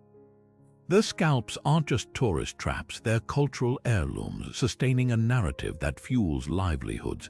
Behind the tourism strategy lies a delicate balancing act. Both nations walk a tightrope between encouraging Yeti-related commerce and preventing exploitation. In 2019, Nepal's Department of Archaeology had to intervene when a hotel chain began selling bottled Yeti urine as a spiritual tonic. Similarly, Bhutan maintains strict controls on commercial depictions of the creature, requiring all artwork to reflect traditional Buddhist iconography rather than Hollywood-style monstrosities. This cultural gatekeeping ensures the legend retains its sacred undertones even as it fills hotel beds. What makes these policies so fascinating isn't their embrace of the supernatural, it's their pragmatic wisdom. By legally protecting a being that may not exist, Nepal and Bhutan safeguard something very real: the right of indigenous communities to define their own relationship with the unknown. When a Sherpa guide refuses to enter certain valleys out of respect for the Migoi, that choice carries legal weight. When a Bhutanese park ranger attributes strange noises to the Yeti rather than dismissing them, it's not ignorance, it's an alternative framework for coexisting with wilderness. The ultimate irony: these governments might have stumbled onto a truth science can't quantify. Whether as a bear, a spirit, or a metaphor, the Yeti's power lies in its ability to make humans tread more carefully in the high Himalayas. The hunting bans and tourism campaigns aren't about proving a zoological fact, they're about preserving the mystery that keeps these peaks sacred. After all, in a world where every inch of the planet seems mapped and monetized, what greater luxury is there than leaving room for wonder? Cutting-edge technology has transformed the hunt for the Yeti, turning what was once a romantic wilderness pursuit into a high-stakes scientific operation. In 2019, a team from National Geographic strapped thermal cameras to drones and swept the Ganesh Himal range, scanning for heat signatures that didn't match known wildlife. Their quarry, not just a mythical beast, but answers to a deeper question: In an age where satellites can pinpoint a single tree on a mountainside, how does something as large as the Yeti continue to evade detection? The drones captured fleeting anomalies, thermal blips moving against the wind current, but nothing conclusive. Team lead Dr. Alan Lyons described the frustration. We're not just fighting the terrain anymore. We're fighting the limitations of our own tools. Thermal imaging fails when creatures take shelter under ice sheets, and drones can't penetrate the electromagnetic interference common in these mineral-rich valleys. This technological tango took a dramatic turn in 2021 when British explorer Jamie McGuinness employed military-grade LiDAR to map the hidden cave networks beneath Everest's Khumbu Glacier. The laser scans revealed vast, uncharted chambers, some large enough to shelter multiple elephants with unusual tunnel systems, suggesting intelligent excavation rather than natural erosion. But the real shock came from motion sensors left at cave entrances, which recorded seismic vibrations unlike any known geological activity or animal movement.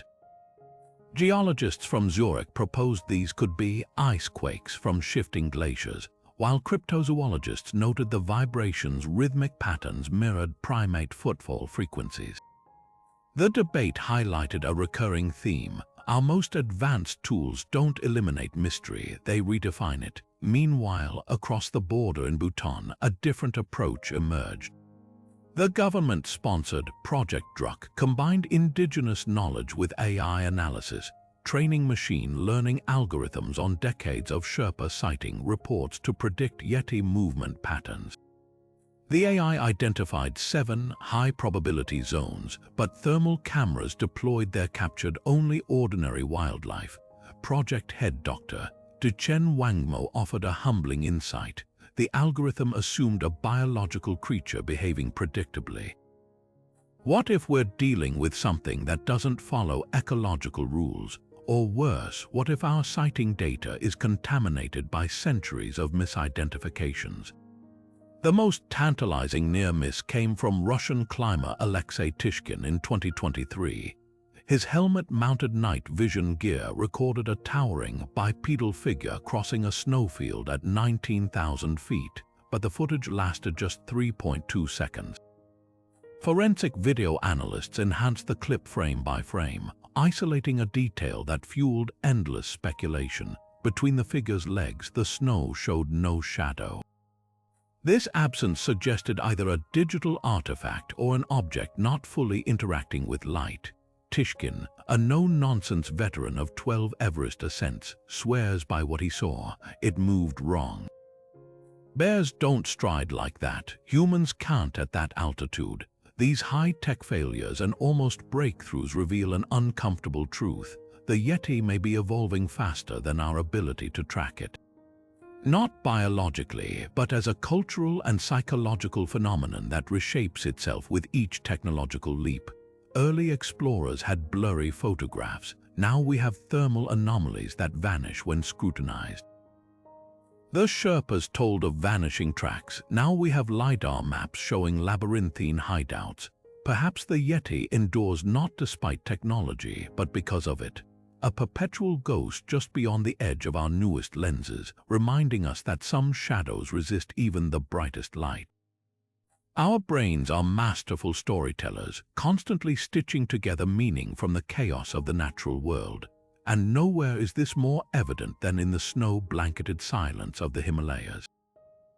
Evolutionary psychologists call it pareidolia, the tendency to perceive familiar patterns where none exist, faces in clouds, voices in static, and yes, human footprints where only animal tracks or melting snow should be. This hardwired impulse kept our ancestors alive, turning rustling grass into predators and strange shadows into threats. Today, that same instinct transforms distant rock formations into lurking figures and ordinary bear tracks into evidence of something far more haunting. When oxygen-starved climbers stumble upon elongated depressions in the ice, their exhausted minds don't see random erosion. They see purpose, intent, the outline of something watching them back. Neuroscientists like Dr. Ellen Vora point to the amygdala's role in this phenomenon. The brain's fear center lights up when confronted with ambiguity, especially in hostile environments.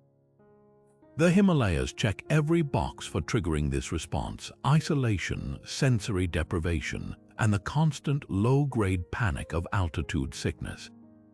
A 2018 study published in the Journal of Wilderness Medicine found that 70% of high-altitude hallucination reports involve humanoid figures, with climbers above 20,000 feet experiencing shadow person sightings at rates comparable to sleep paralysis episodes. These aren't mere ghost stories, they're predictable glitches in human perception under extreme stress. Yet the Yeti legend thrives on more than just misfiring neurons. Cultural anthropologist Dr. Mark Jenkins traces its persistence to what he calls the wilderness gap, the human need for uncharted territories in an increasingly mapped world. We've replaced blank spaces on maps with blank spaces in our collective imagination, he explains. The Yeti isn't just a creature, it's a placeholder for all the mysteries we've yet to solve. This longing manifests in curious ways. When social media rumors spread in 2021 about a Yeti nest discovered via satellite imagery, the pixelated blur, later revealed to be a rock formation, was shared millions of times before debunking. The desire to believe often outpaces evidence, especially when the alternative is accepting that Earth holds no more megafauna surprises. Children's developmental psychology reveals another layer. Dr. Tashi Lomo, a researcher at Kathmandu University, notes that Himalayan children grow up with the Yeti as both cautionary tale and cultural touchstone, a way to externalize the dangers of the mountains. Parents don't say "don't go out or a bear will get you," she observes. They say the Migoi takes careless children. This conditioning primes entire generations to interpret ambiguous tracks or sounds through a mythic lens. Western explorers arriving in the 19th century didn't import the Yeti legend. They grafted their own anxieties onto an existing framework, transforming a complex spiritual entity into a trophy to be hunted. The legend's staying power also taps into something primal about human storytelling. Cognitive scientist Dr. Maria Vogt studied Yeti narratives across 30 Himalayan ethnic groups, finding striking similarities in descriptions of the creature's gait, smell, and vocalizations, details too specific for pure coincidence. These aren't random fantasies, she argues. They're oral traditions encoding real observations, whether of rare bear behavior or lost hominid species. When a Sherpa describes the Yeti's alleged sideways walking motion, a detail echoed in unrelated communities, it matches how Himalayan brown bears navigate steep slopes. The stories distilled generations of ecological observation into mythic shorthand, blurring the line between fact and folklore. Perhaps most fascinating is how technology heightens rather than dispels these psychological phenomena. A 2022 Cambridge study had volunteers analyze trail cam footage from Bhutanese forests. Those told they were watching Yeti habitat were twice as likely to misidentify bears or shadows as something anomalous compared to a control group. Even hard data gets warped by expectation. When researchers re-examined the 1951 Shipton footprint photos with AI enhancement, they found most viewers focused on the print's human-like arch while ignoring the clear claw marks at the front, a textbook example of confirmation bias sculpting perception. These mental shortcuts don't just shape individual encounters, they rewrite history. Soviet mountaineer Dr. Evgeny Ivanov spent decades documenting Yeti reports across Central Asia, only to conclude that 90% stemmed from identifiable animals or weather phenomena. Yet his unpublished journals reveal a telling detail. Even he kept a maybe file of 20 cases that defied categorization. "The mind craves mystery like the lungs crave air," he wrote. Especially in places where the air itself grows thin. Whether primal instinct or cultural conditioning, our compulsion to populate the unknown with monsters says less about what might lurk in the snow and more about the uncharted peaks within the human psyche itself. Half a world apart, separated by the vast Pacific, the Himalayas and North America's dense forests share an eerie symmetry. Both are home to towering, elusive creatures that leave behind colossal footprints and vanish like mist. The Yeti and Bigfoot might belong to different continents, but their legends are woven from the same cloth of human curiosity and wilderness mystique. Take the footprints. Just as Himalayan hunters described the Yeti's massive, human-like imprints, 19th-century settlers in the Pacific Northwest told of giant tracks with unnervingly similar details, deep arches, splayed toes, and strides no man could replicate. Even the skeptics' explanations mirror each other. Where Himalayan brown bears are blamed for distorted tracks in Nepal, grizzlies and black bears take the fall in North America. Yet in both cases, a handful of casts defy easy categorization, like the 1958 Bluff Creek prints that dermal ridge experts claimed showed anatomical precision impossible to fake. The parallels run deeper than mere footprints. Both creatures occupy a twilight zone between animal and something more, neither fully beast nor spirit, but something in between. Indigenous tribes on both continents have revered these beings for centuries. Just as Sherpas speak of the Migoy's spiritual significance, the Lummi people of Washington state describe Bigfoot, or Tiesamequis, as a forest guardian with healing powers. Even the pop culture trajectories align. Hollywood turned both into shaggy-faced monsters in schlocky films, while modern conservationists reimagined them as symbols of wilderness under threat. It's as if human minds, confronted with vast, untamed landscapes, can't help but conjure similar protectors or warnings. But why do these myths persist with such tenacity? Part of the answer lies in geography. The remote valleys of the Himalayas and the old-growth forests of North America share a crucial trait. They're among the last places on Earth where something large could plausibly evade scientific scrutiny. A 2016 study in the Journal of Biogeography noted that the Pacific Northwest and the Eastern Himalayas are two of only 3 regions globally with both high biodiversity and persistent cloud cover gaps where satellite surveillance fails. In other words, these landscapes literally have blind spots, physical sanctuaries for mysteries to endure. The psychological drivers are even more fascinating. Anthropologist Dr. Grover Krantz, who devoted his career to studying Bigfoot, observed that sightings spike in areas undergoing rapid environmental change. The same pattern appears in the Himalayas, where reported Yeti encounters increased during road construction projects in Nepal's Rolwilling Valley. It's as if these creatures embody the subconscious anxiety of losing wilderness, a primal protest against modernity's march. This emotional undercurrent makes both legends remarkably resistant to debunking. When DNA tests proved most Bigfoot hair samples came from bison or bears, believers simply adjusted, arguing the real creature was even more elusive than thought. The same dance plays out with the Yeti. Each scientific dismissal fuels fresh speculation, as if the myth metabolizes skepticism into new forms. Perhaps the most striking difference lies in how each culture engages with its mystery. While Western Bigfoot hunters arrive with trail cams and thermal drones, Himalayan communities often treat the Yeti with ritual respect. There are no Yeti hunting reality shows in Nepal. Instead, there are monasteries preserving relics and herders leaving offerings at high passes. This contrast reveals a deeper truth. The Yeti and Bigfoot aren't just creatures, they're reflections of how societies confront the unknown. One is approached with microscopes, the other with prayer flags, yet both speak to the same human yearning for a world still wild enough to hide giants.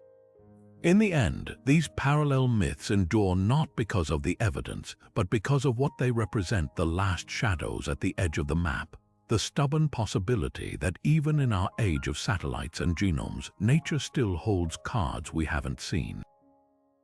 Whether snowbound peaks or misty redwood groves, the landscapes that birth these legends share one irreducible quality.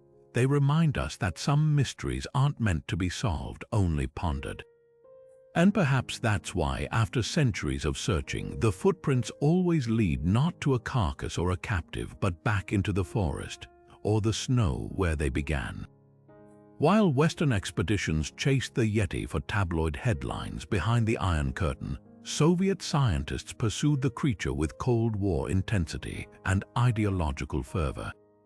In 1958, the USSR Academy of Sciences quietly established the Commission for the Study of the Snowman, a classified research initiative blending hard science with Marxist-Leninist doctrine. Their working hypothesis, the Yeti represented a relict population of Neanderthals, miraculously surviving in the Pamir Mountains. This wasn't fringe speculation, it was state-sponsored science, backed by Stalin's obsession with proving Soviet superiority in all fields, even cryptozoology. Leading the charge was biologist Dr. Boris Porshnev, whose theories bordered on revolutionary. Pamphlets distributed to expedition teams argued that Yetis weren't mere animals but a transitional form between ape and man, living fossils that could rewrite human evolution. Porshnev's ideas gained shocking traction in academic circles, partly because they aligned with Soviet ideology. If capitalism had driven these proto-humans into hiding, wouldn't their rediscovery under communism prove the system's triumph? The irony was palpable. While Americans dismissed the Yeti as superstition, Soviet scientists were preparing taxonomic classifications for a creature that might not exist.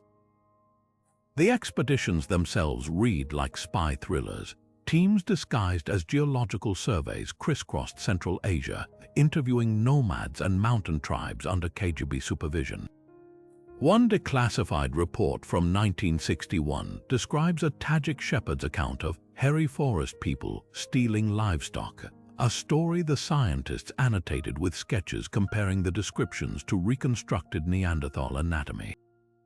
Another team returned from the Caucasus with plaster casts of footprints showing a divergent big toe, which Porshnev declared conclusive proof of hominid morphology.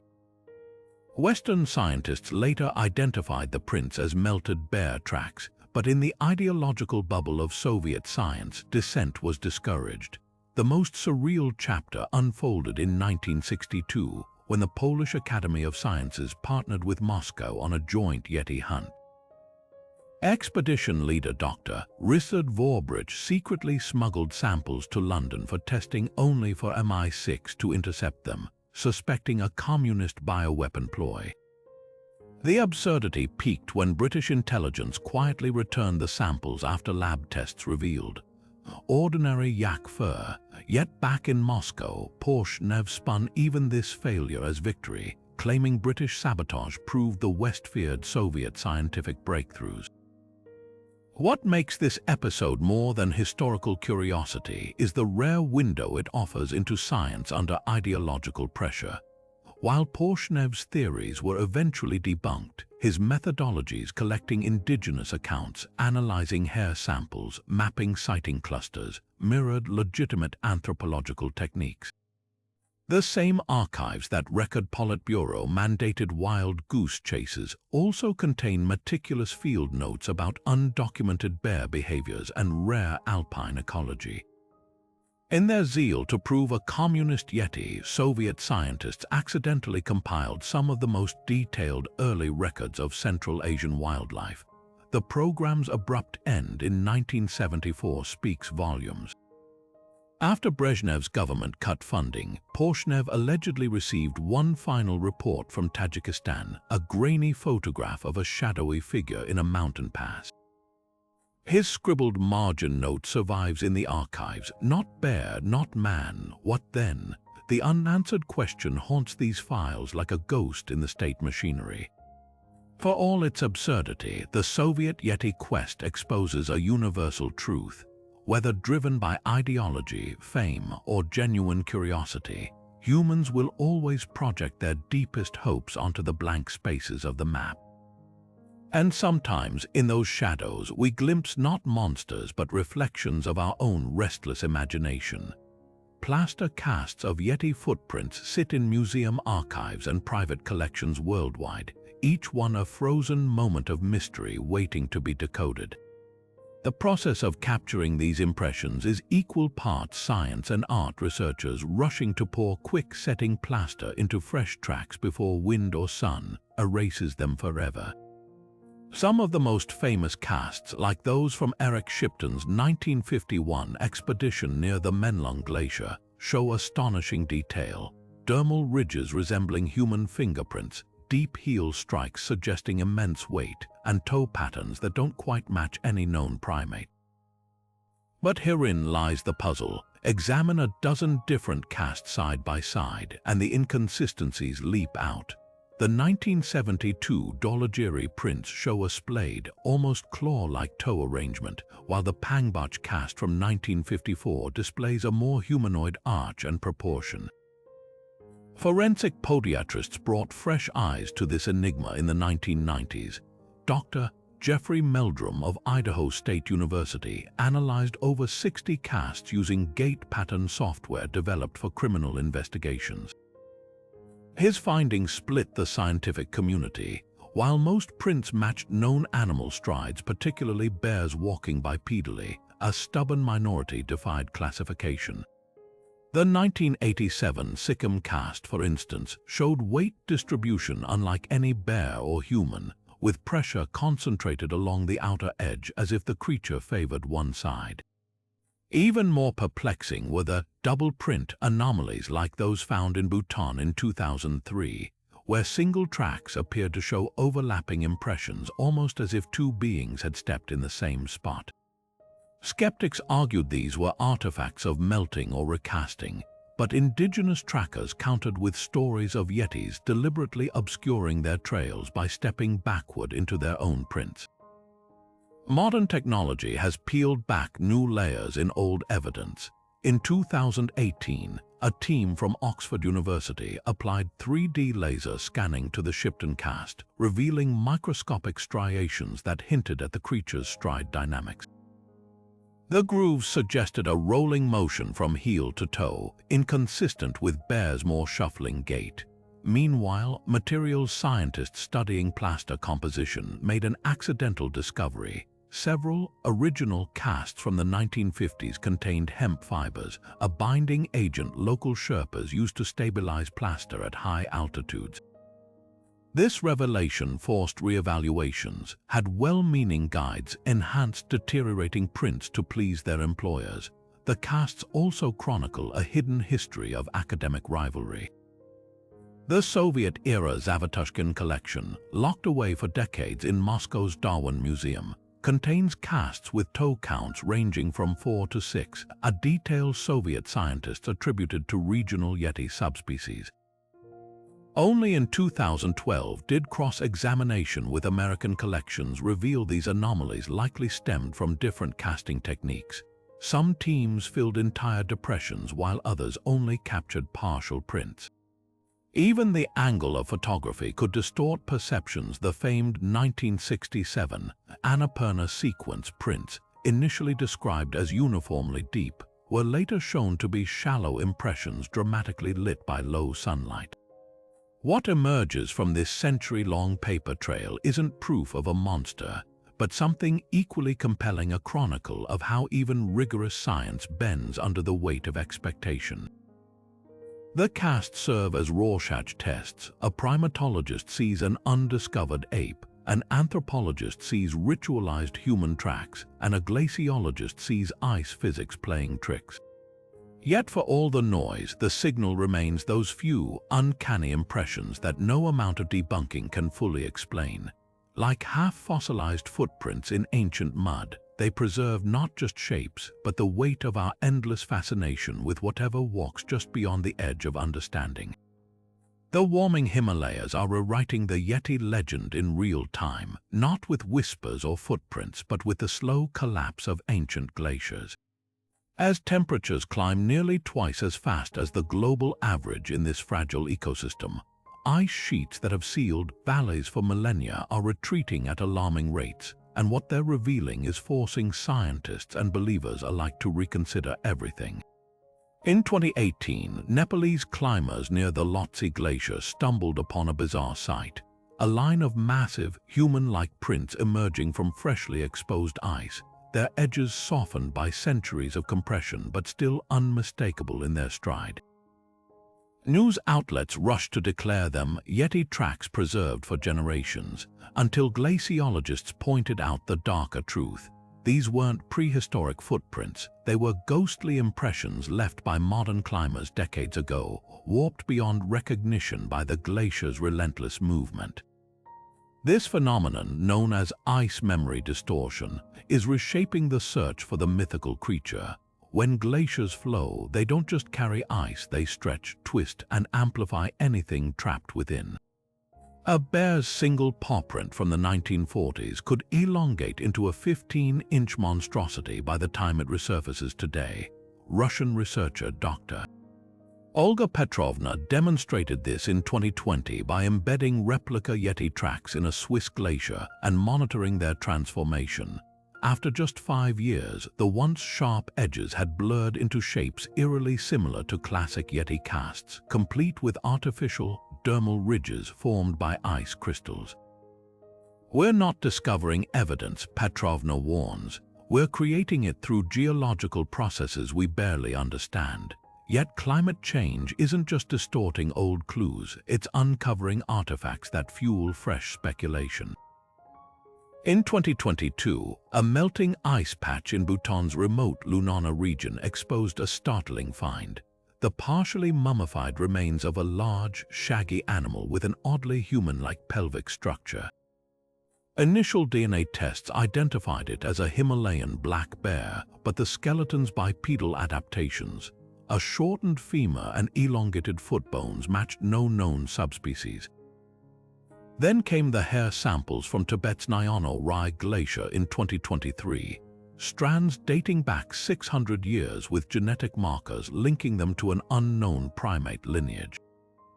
These discoveries exist in a frustrating gray area close enough to known species to dismiss as anomalies, yet strange enough to keep the debate alive.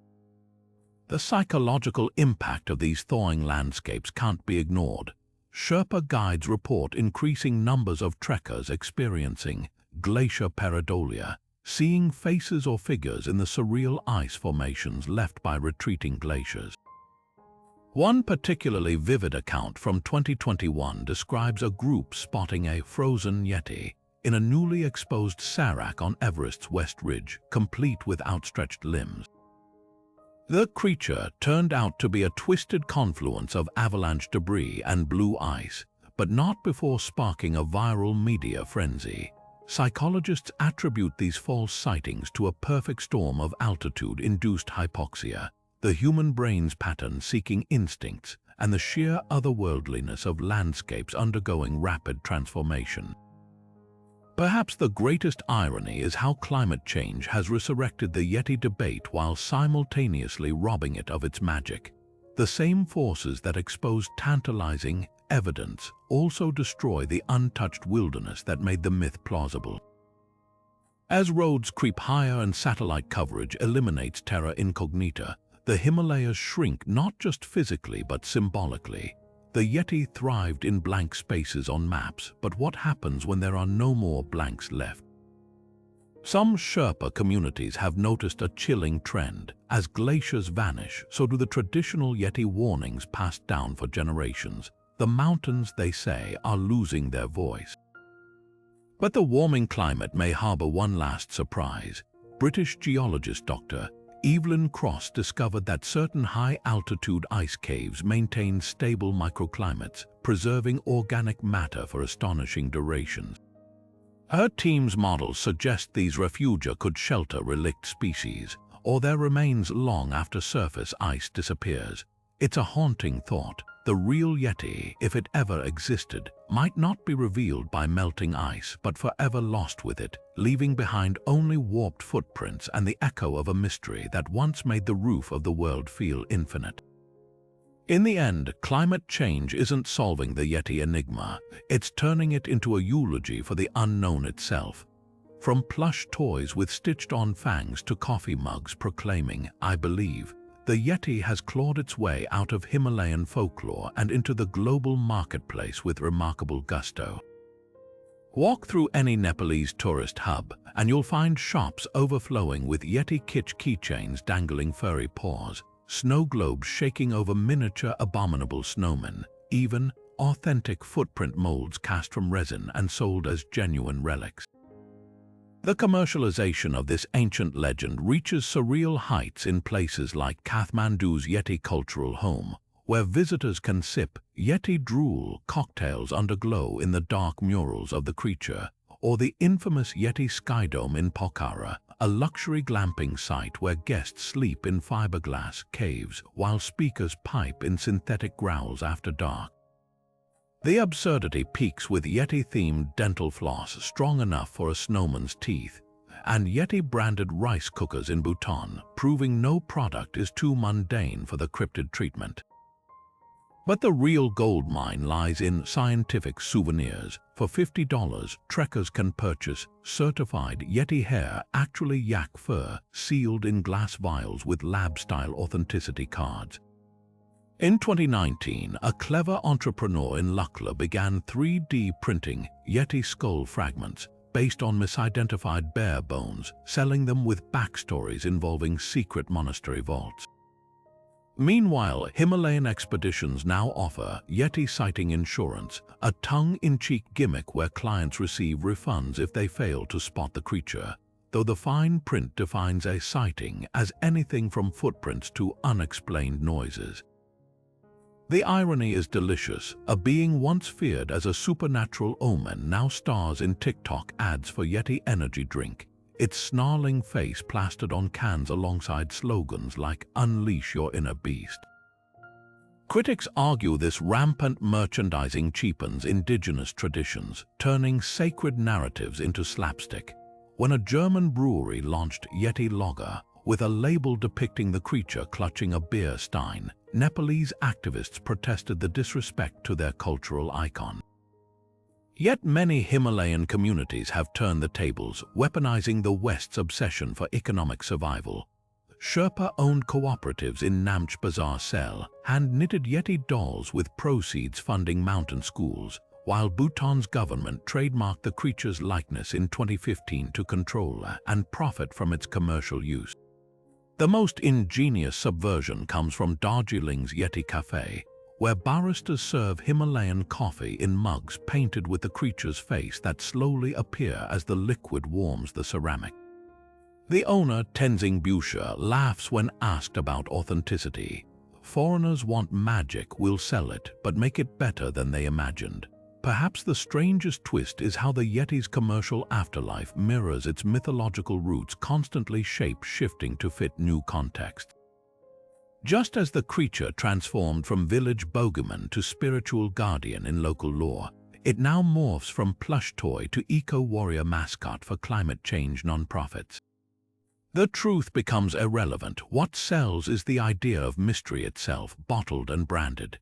The Yeti hasn't been debunked by capitalism. It's evolved into something even more elusive, a logo that means whatever the buyer wants it to mean.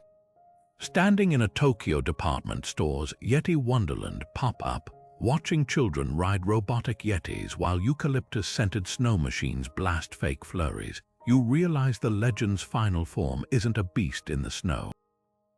It's the endless human capacity to monetize wonder. Among the thousands of alleged Yeti footprints documented over the years, a handful stand out not because they provide answers, but because they stubbornly resist every attempt at explanation. Take the infamous Kumjong cast, collected in 1961 near a Nepalese monastery housing a purported Yeti scalp. Unlike the typical blurred or melted prints, this impression showed startling detail. 5 perfectly articulated toes with a non-retractable claw mark on the second digit, a feature found in no known Himalayan mammal. Anthropologist Dr. Bernard Heuvelman studied the cast extensively, noting its mid-tarsal break, a flexion point present in early hominins like Australopithecus, but absent in modern primates. While skeptics dismissed it as an elaborate carving, microscopic analysis revealed ice crystal patterns consistent with a fresh impression, not sculpted plaster.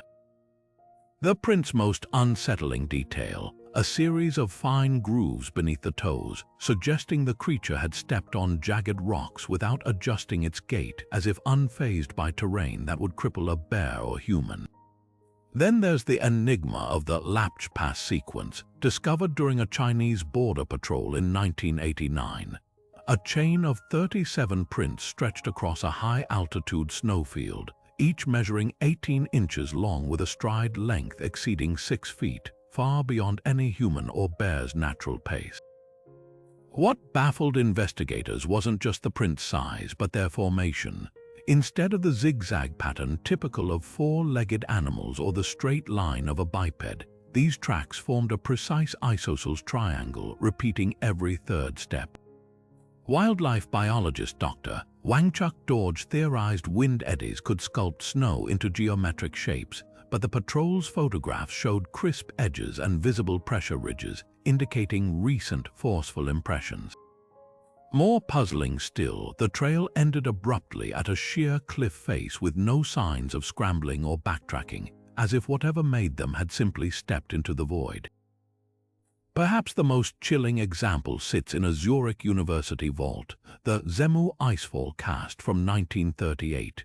German climber Ernst Schäfer retrieved it during a controversial SS-backed expedition to Sikkim. The print's contours defy all comparisons: are elongated midfoot resembling archaic humans, fused toe pads akin to a panda's, and a deep, off-center heel strike suggesting an unusual weight distribution. For decades, researchers assumed it was a composite hoax until 2017, when spectrometry detected traces of collagen in the plaster, proteins matching no known species' keratin structure. Some scholars now propose it captured a rare deformity, perhaps a bear with mutated paws. But for the Lepcha tribespeople who guided Schäfer, the explanation was always simpler. They called the track Ronkink, the mark of something far older than bears, older than humans, that walks the glaciers only when the stars align in a certain configuration. These unsolved cases share an eerie common thread. The harder science tries to pin them down, the more they slip through our fingers like mountain mist. They exist in the liminal space between misidentification and genuine anomaly, challenging not just what we know about Himalayan fauna, but what we're capable of knowing. In the end, the footprints that haunt us most aren't the clearest, but those that linger just beyond the edge of understanding, whispering that some mysteries refuse to be solved.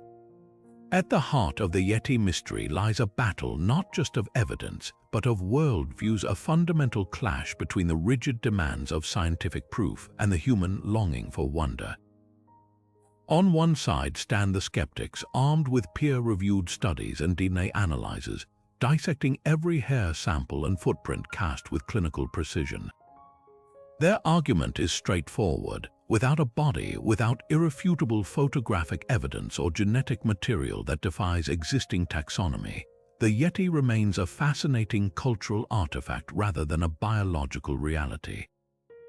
Figures like primatologist Dr. Jane Goodall, who famously expressed cautious openness to the possibility of undiscovered primates, are outliers in a field that largely dismisses cryptozoology as pseudoscience. The weight of statistical probability leans heavily against the Yeti's existence after centuries of exploration and technological advancement. The odds of a large, bipedal mammal evading scientific classification grow slimmer with each passing year. Yet the believers counter with something more intangible than data: the weight of human experience. For every lab result identifying Yeti hair as bear fur, there's a Sherpa guide like Tashi Dorje, who recounts his grandfather's encounter with a creature that stood 8 feet tall and left tracks that vanished mid-slope. These stories, passed down through generations across disparate Himalayan cultures, share details too specific to dismiss as mere folklore. The sulfurous odor, the inverted gait, the eerie ability to mimic human whistles. Academics like anthropologist Dr. Myra Shackley argue that dismissing centuries of consistent indigenous accounts as primitive superstition smacks of intellectual arrogance. Science, she notes, has a long history of labeling things impossible until the moment they're proven real, from meteorites to platypuses. The debate escalates when physical anomalies enter the picture.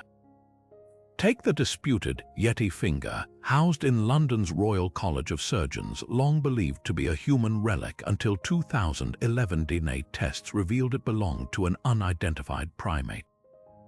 Skeptics dismissed it as a degraded sample, while cryptozoologists hailed it as a smoking gun. Similarly, when Himalayan linguists analyzed Yeti-related words across 18 isolated languages, they found phonetic similarities suggesting a shared root older than the languages themselves. Does this imply a real creature observed by ancient peoples, or merely the spread of a compelling myth? The answer depends entirely on whom you ask. Underlying this tension is a deeper philosophical divide. For scientists, the burden of proof rests squarely on the claimant. Extraordinary claims require extraordinary evidence. Yeti enthusiasts, however, often operate on what philosopher of science Dr. Carl Sagan called the absence of evidence isn't evidence of absence principle. They point to species like the okapi or the giant squid, once derided as legends before being formally documented. The recent discovery of Homo floresiensis, the hobbit human species, fuels their argument that even human evolution still holds surprises. Why, they ask, couldn't the Himalayas harbor another? Technology has intensified rather than resolved this stalemate. Trail cameras and drones cover more terrain than ever, yet the best they've captured are ambiguous blurs, each frame scrutinized like a cryptological Rorschach test. DNA analysis grows more sophisticated, but results remain mired in controversy. A 2017 Oxford study found that 8 out of 9 Yeti samples matched known bears, while the 9th showed an anomalous mutation, some interpreted as contamination, others as a breakthrough. Even the scientific method struggles here. How does one falsify a hypothesis when the subject is, by definition, elusive? Perhaps the most telling aspect of this conflict is how personal it becomes. Veteran Yeti researcher Dr. Lauren Coleman recounts being blacklisted from academic conferences, while prominent skeptics like biologist Dr. Darren Nayish receive hate mail from enraged believers. The Yeti has ceased to be just a creature. It's a symbol, a proxy in the broader culture wars between empiricism and mysticism. This emotional investment ensures the debate will persist regardless of evidence, because ultimately, it's not about hair samples or footprints. It's about whether we live in a world where everything can be measured, or one where the mountains still keep their secrets. In the end, the Yeti endures not because the evidence is overwhelming, but because the possibility is irresistible. It lives in the space between a bear's print melting in the sun and a herder's story told by firelight, a reminder that some questions aren't meant to have answers, only stories. And as long as there are blank spaces on maps and shadows in the snow, those stories will keep walking, one unexplained footprint at a time. The footprints pressed into the Himalayan snow endure as more than just marks. They're portals to a mystery that refuses to dissolve, no matter how many expeditions or DNA tests attempt to explain them away. What makes these impressions so captivating isn't just their size or their eerie human-like shape, but the way they've become a cultural touchstone, a narrative woven from equal parts fear, wonder, and the unshakable allure of the unknown. For every skeptic pointing to melted bear tracks or clever hoaxes, there's a climber who stood frozen in some high pass, staring at a trail of prints that defy logic, prints that vanish into mist or scale cliffs no animal should navigate. The Yeti's greatest trick isn't hiding from cameras. It's thriving in the space between fact and legend, a creature made real by our collective imagination, even as physical evidence slips through our fingers. Consider the legacy these footprints have carved. They've inspired Hollywood blockbusters and scientific symposiums, fueled campfire stories and doctoral dissertations. They've sent shivers down the spines of Sherpa elders and British colonials alike, bridging cultures with a shared shiver of doubt. In an age where satellites map every inch of the planet, the Yeti's tracks remain a stubborn blank spot, a reminder that some landscapes resist our hunger for mastery. The irony is delicious. The more we chase proof, the more the legend evolves. DNA tests may label hairs as bear fur, but they can't explain why indigenous accounts from Nepal to Bhutan describe the same sulfur stench, the same guttural vocalizations, the same unsettling habit of footprints stopping dead at cliff edges. Science dismantles one theory only for another to rise from the snow, reshaped but unbroken. Perhaps the mystery persists because we need it to. The Yeti isn't just a biological possibility. It's a metaphor for the wildness we've lost, a shadow cast by our own longing for a world still untamed. Every blurred photograph, every contested hair sample, every inexplicable cast tucked in a museum drawer whispers the same question. What if that question has driven explorers up impossible peaks, pushed biologists to sequence improbable DNA, and kept villagers offering barley cakes at stone shrines? It's the same question that crackles through children's bedtime stories and the hushed conversations of researchers nursing whiskey in base camp tents.